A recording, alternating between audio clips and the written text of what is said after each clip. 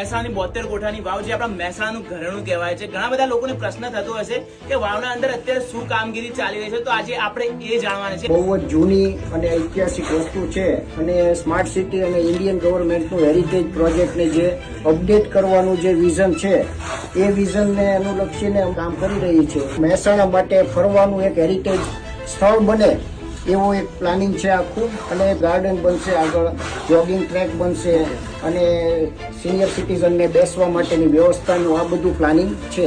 એક આ વસ્તુ છે જે અમે જૂની બ્રિક અમે રિમૂવ કરી અને ટ્રેડિશનલ બ્રિક જે સ્પેશિયલ કસ્ટમાઇઝ કરીને અમે બનાવડાવીએ છીએ. બીજું જે આર્ચને લગત કામ છે તો પથ્થરનું મોલ્ડિંગ વર્ક જે મેન્યુઅલી કરવામાં આવે છે, બહુ જ ટાઈમ લે એવી વસ્તુ છે.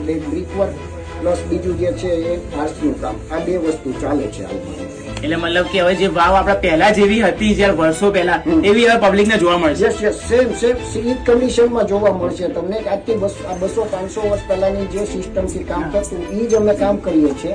એનું જ નામ છે કન્ઝર્વેશન રિસ્ટોરેશન વર્ક. યસ.